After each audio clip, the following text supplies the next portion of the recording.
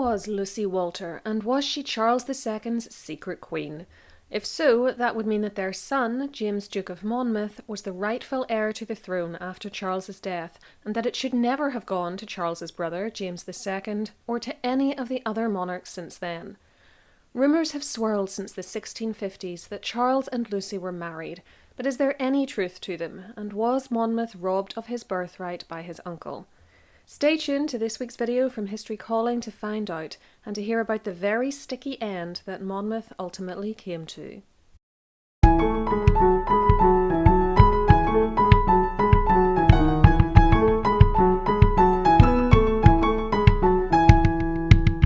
Lucy Walter was born in Wales in around 1630 to William Walter of Rock Castle and Elizabeth Prothero, who was the niece of the first Earl of Carbery.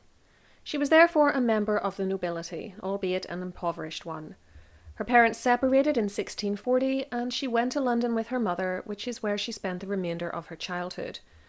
She was apparently the mistress of a military officer named Algernon Sidney when she was still just in her mid to late teens, but by 1648 she had made her way to the Netherlands, where the future Charles II, then Prince of Wales and also just 18 years old, was living in exile. Charles's father, Charles I, had become embroiled in civil war against parliamentary forces in 1642, a conflict which he ultimately lost, and by the time his eldest son met Lucy, the king and two of his younger children were in the custody of the Parliamentarians, while the rest of the family had fled to France, where the king's wife, Henrietta Maria, was from, or to The Hague, where the couple's eldest daughter, Mary, was the Princess of Orange. We know very little about the relationship between the young Prince Charles and Lucy. In later years, his brother, James Duke of York, would apparently say that after being the mistress of Algernon Sidney, she took up with his brother Robert in Holland. It was there that she apparently met Charles and very quickly became his mistress. So quickly, in fact, that the Duke of York wrote that he doubted the paternity of the son she would have by him, saying that he instead thought the boy's father was Robert Sidney. James had his own reasons to cast aspersions on the child's parentage, though, as he sought to ensure that he remained Charles's heir, and his memoirs were written years later and subjected to considerable editing by himself and others, so that they can hardly be looked upon as a watertight source. Of Lucy's person and character, he said she was very handsome, with little wit and some cunning. The manner of their meeting was recorded slightly differently by the Earl of Clarendon, as he said that Lucy, who he called a private Welshwoman of no good fame but handsome, had gone to The Hague with the intention of becoming Charles's mistress, and it was one of the prince's grooms of the bedchamber who made the introduction. Again, these memoirs were written years later, and as Clarendon ultimately became the Duke of York's father-in-law, he too had a vested interest in denigrating Lucy and protecting York's claim to the throne, as York's oldest children, the future Mary II and Queen Anne, were Clarendon's grandchildren. Whatever the truth was, by the summer of 1648, Lucy was pregnant with a child which Charles and most historians have acknowledged as his. On the 30th of January 1649, the Parliamentarians executed Charles I back in London, making his eldest son the new King of England, though it was in name only at this stage. On the 9th of April at Rotterdam, Lucy gave birth to their son, named James after his uncle and also his great-grandfather James I. This child was later to use the name James Crofts after one of his tutors, and ultimately became James Scott upon his marriage. He was officially granted the title Duke of Monmouth in 1663, and in the interests of clarity, I'm primarily going to refer to him as Monmouth in this video to differentiate him from his uncle. I have just one further note on his paternity, which is that whilst researching this video, I found a story online that a 2012 DNA test on the 10th Duke of Buccleuch, who is a direct descendant of the Duke of Monmouth, showed that he shared a Y chromosome with a distant Stuart cousin. If so, this is further evidence that Monmouth was Charles's son, though it's still not concrete, as Stuart DNA could have entered the Buccleuch line at some other point.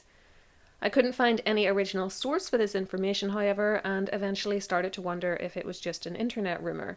The source given on Monmouth's Wikipedia page, for instance, is a dead link to the Scotsman newspaper website, which is therefore useless, and I found it odd that a story like this didn't generate more media interest.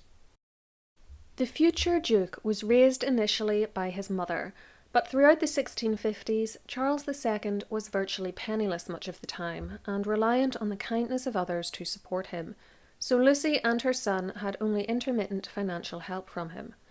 As for her own family, her father died in 1650 and her mother in 1652.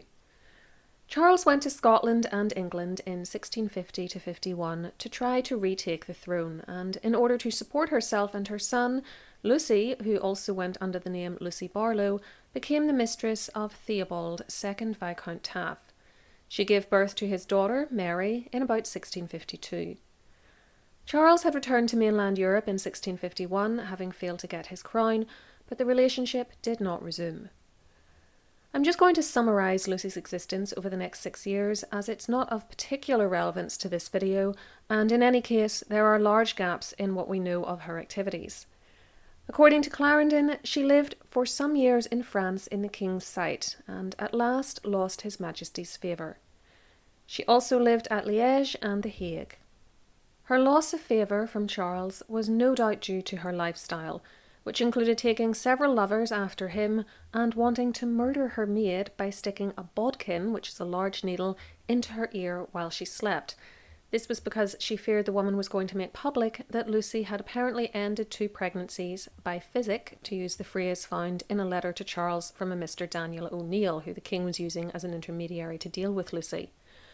Charles periodically tried to buy her off, despite his own straitened financial circumstances, communicating to her in May 1655, for instance, that he would send her money as soon as he was able, and suggesting that she goes to some place more private than The Hague, for her stay there is very prejudicial to us both. She sailed to England with her children in 1656, ostensibly to secure an inheritance from her mother, and possibly at Charles's insistence as a way to be rid of her, but she was suspected of being a royal spy and imprisoned and interrogated in the Tower of London by the Parliamentarians. Whilst there, she pretended to be the widow of a Dutchman, claiming that her son by Charles was dead, that the 2 children she had with her were her fictional husbands, and that she hadn't seen the king for 2 years. These statements were lies, but they were intended to protect Charles and little James. They didn't hold up under scrutiny, though, for Lucy's maid, Anne Hill, had been arrested with her and admitted that the Dutch husband story was untrue and that Lucy and Charles had seen each other quite recently. There were other giveaways, too. A document was found in Lucy's possession, which was an annuity granted to her by Charles, dated January 1655, and Oliver Cromwell himself discussed her capture and release, saying, "She passeth under the character of Charles Stuart's wife or mistress, and hath a young son, whom she openly declareth to be his, and it is generally believed, the boy being very like him, and both mother and child provided for by him." Cromwell saw to it that she was released on the 1st of July and returned to Flanders with her children. If he believed for 1 second that Lucy was genuinely the Queen of England and her son its legitimate heir, there is no way he would have done so. But releasing a wayward ex-mistress and an illegitimate boy was a useful way to embarrass Charles, and Cromwell knew it. He wrote that Charles's supporters could see now that the money they raised for his cause was squandered on, quote, the maintenance of his concubines and royal issue, and called Lucy Charles's Lady of Pleasure, and their son, and this was written with sarcasm, the young heir. Back in mainland Europe, she continued to be a pain in Charles's side, even threatening at one point to publish his letters to her if he didn't give her more money. And in December 1657, he made an attempt to have their son forcibly taken from her in Brussels, where the family was then living. This failed when Lucy ran screaming into the street and got the assistance of neighbours and passers-by.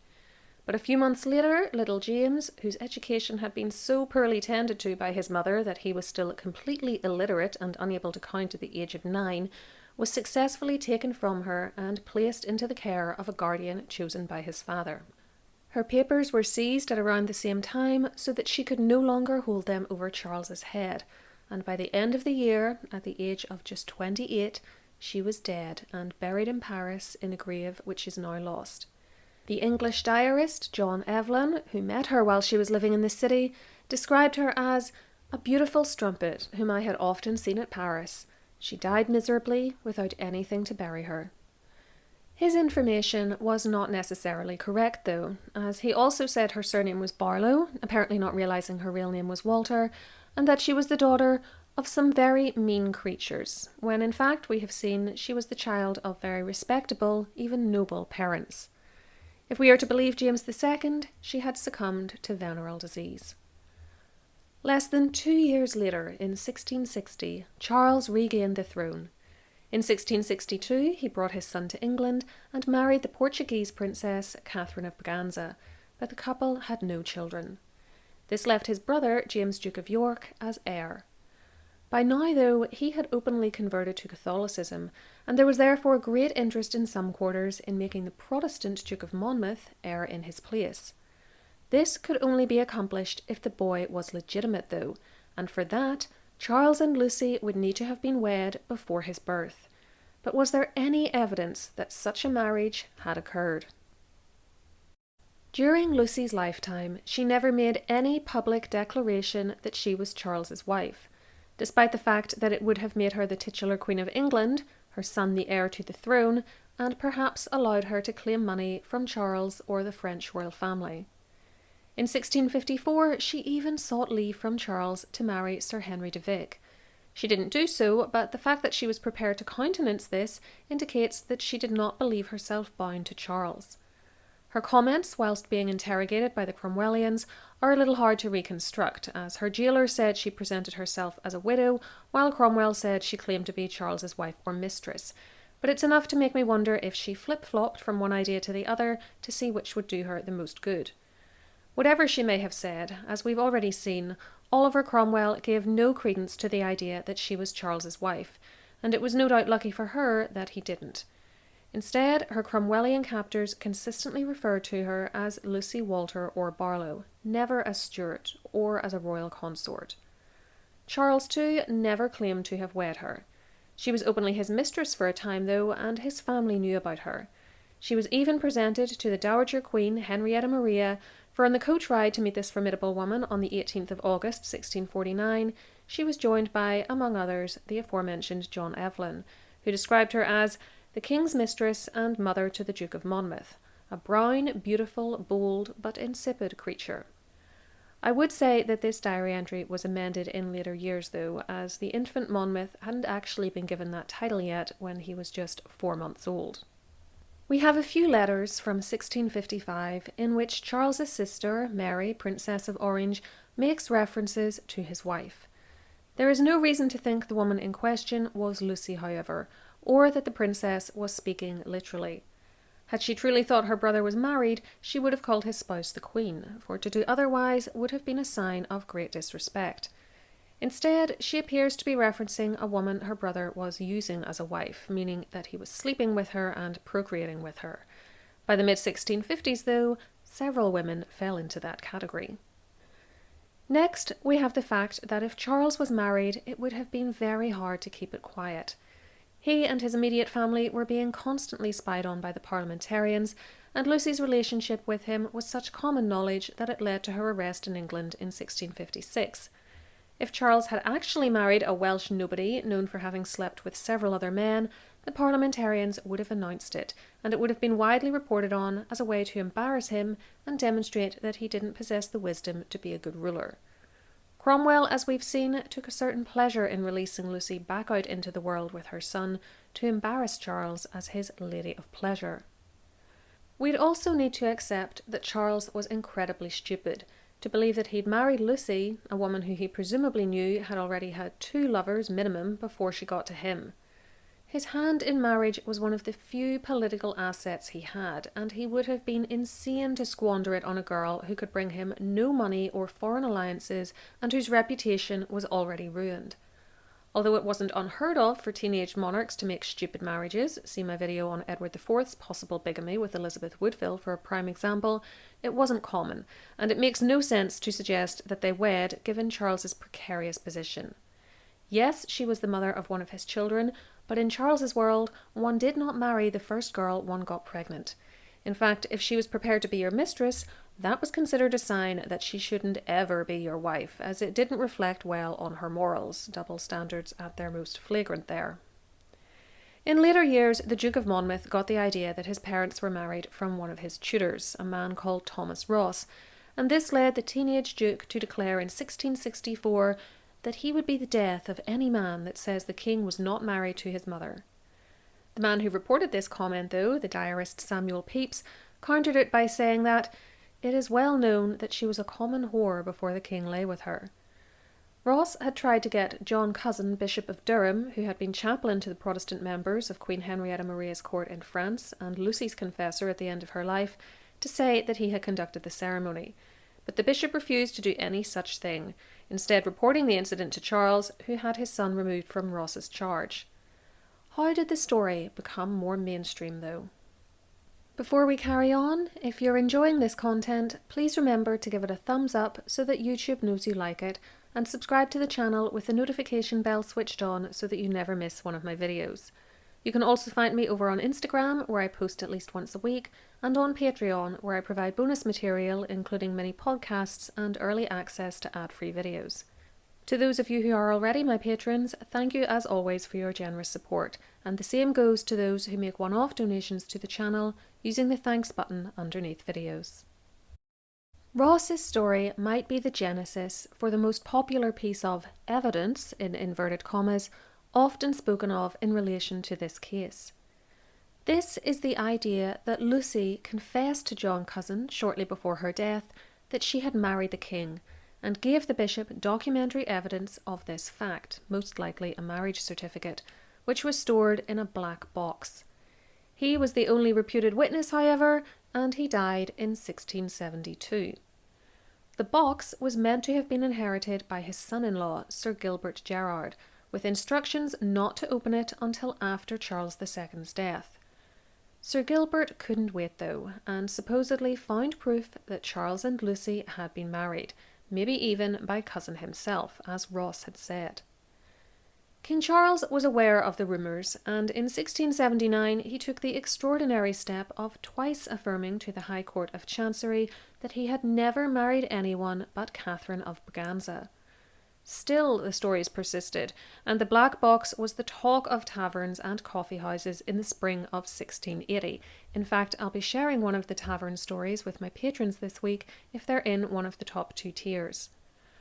Charles now intervened again, as evidenced by this report in the London Gazette newspaper from the 26th of April that year. His Majesty, having commanded the council to meet this day extraordinary, acquainted them that he lately had notice of a false and dangerous rumour spread abroad of a black box pretended to be found, wherein was contained a writing importing a marriage or a contract of marriage between His Majesty and the Duke of Monmouth's mother, which His Majesty did positively declare to be altogether false, and therefore said he thought himself obliged, in honour and conscience, to have the matter thoroughly examined and searched into, and that in order thereunto he had sent for Sir Gilbert Gerard, who was reported to be the person that had seen some such writing, or to have had the same in custody.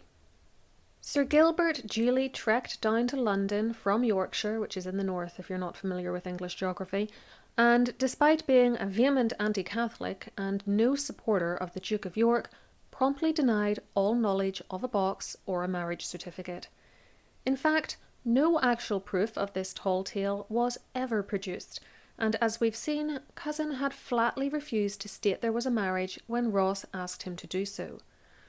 Furthermore, it is suspiciously convenient that the details of Lucy's supposed confession and the box only came to light when the bishop was dead and couldn't further refute them, and Charles denied a marriage had ever happened. Nevertheless, the story of the black box was enough to get the rumour mill spinning, and tracts like the one you see here appeared in England, which talked about it as if it was a real item, even though it was never produced, nor could any living person be found who said they'd seen it, let alone its contents. The issue of a verbal confession from Lucy must also be treated as highly suspect. Again, we have no first-hand account of any such admission, and even if she did say it, she could have been delusional in her last illness, trying to get in one last dig at Charles, or attempting to secure a better future for her boy. Monmouth and his supporters desperately clung to the king's good treatment of his son as evidence of his legitimacy, and it is true that Charles doted on him. He showered his firstborn with love, attention, money, and titles, and got him an excellent wife in the form of the wealthy Scottish noblewoman Lady Anne Scott. I say woman, she was actually only 12 at the time of the marriage, with Monmouth being just 14. What people seem to overlook, though, is that Charles was a good father to pretty much all his acknowledged children, of which he had many. The boys were given titles, most of them dukedoms, and the girls were found good marriages. In 1664, Pepys noted that the king is mighty kind to these his illegitimate children, and at this day will go at midnight to my Lady Castlemaine's nurses, and take the child and dance it in his arms. This is a reference to one of his children by Barbara, Countess of Castlemaine, who was his primary mistress in the 1660s. In short, Charles was a good dad by the standards of the day, who had no legitimate children to distract him, and his love for his eldest child was a product of this aspect of his personality. It didn't mean that Monmouth was legitimate. In fact, the king had a degree of honour not always appreciated, and showed considerable loyalty to his family, even when it wasn't in his best interests to do so. It's true that Charles cheated on his wife prolifically, and made her keep Lady Castlemaine as a lady of the bedchamber despite Catherine's protests. Yet at the same time, he never repudiated her, despite her inability to give him children, the fact that her Catholicism made her unpopular with some, and the many attempts by his ministers to persuade him to leave her. When she was desperately ill in 1663 and hallucinating that she and the king had a nursery full of children, he sat with her all night, soothing her and begging her not to die. And when she was falsely accused in the late 1670s of having a role in the so-called Popish plot to kill him, he publicly supported her and shielded her from harm. He was also kind to her in their one-to-one dealings, and expressed regret at his treatment of her when he lay dying. It would have been far simpler to find a reason to annul their union or even divorce her, an option which was just starting to become available in England in his reign, then marry again. But he didn't. Why? Because I think he would have considered it dishonourable and flat out wrong. She was his wife, and he knew it. Even if he didn't want to be married to her, he accepted that he was, and he refused to pull a Henry VIII by finding some flimsy excuse to get out of it. That same honour can be applied to his dealings with his brother, the Duke of York. York's open Catholicism caused Charles any number of headaches and led to a full-blown political disaster known as the Exclusion Crisis, as pressure was put on him to exclude York from the succession. But Charles knew that his sibling was the rightful claimant to the throne and wouldn't falsely deny him his birthright by declaring Monmouth was legitimate when he wasn't. It's this surprising streak of honour in a man who was otherwise a complete cad, combined with the fact that it would have made his life so much easier to declare Monmouth to be true-born, which makes me believe Charles's assertions that the boy simply wasn't.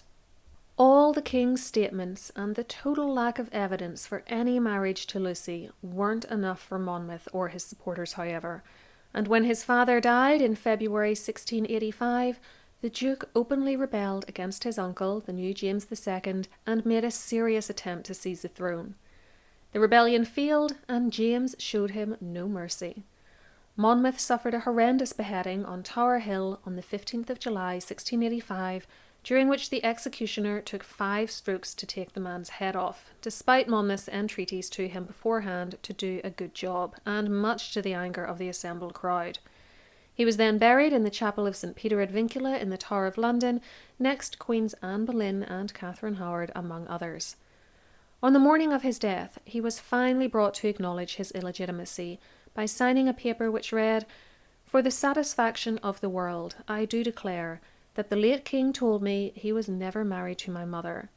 Having declared this, I hope that the king who is now will not let my children suffer on this account. And to this I put my hand this 15th day of July, 1685. This declaration that Charles had told him he was illegitimate was probably true, though in his stubbornness and desire for the crown, Monmouth may not have believed it. Admitting to the fact that Charles had confirmed his illegitimacy, though, was clearly an effort to protect his own children, and it succeeded. Monmouth's line still exists today, with his most notable descendant being the current Duke of Buccleuch, a title which had been granted to Monmouth upon his marriage and which was not forfeited upon his death because it actually came via his Scottish wife, who had been Countess of Buccleuch in her own right before they were upgraded to Duke and Duchess. In researching this video, I came across a few unsourced stories on the internet that one of the later dukes found a marriage certificate for Charles and Lucy at the family seat in Dalkeith in the 19th century, and in a fit of patriotism destroyed it, but there is no evidence that I'm aware of that this anecdote is true. To sum up, despite the decades and then centuries of speculation over the marital status of Lucy Walter, I don't believe she was ever wed to Charles II, or in fact to anyone. Her son was indeed Charles's, but just like his many siblings, Monmouth was illegitimate and had no claim on the throne. Rumours to the contrary are nothing more than a house of cards. They look good at first, but it takes very little effort to unmask how flimsy they are and destroy them. Have I convinced you, though? Let me know in the comments below if you think Charles married Lucy and why you've reached that conclusion. To find out what happened next to the House of Stuart and how Monmouth's cousins, William of Orange and Princess Mary, managed to do what he could not and wrest the crown from James II, see my video on how James lost the throne. I'll be back next week, and until then, keep learning.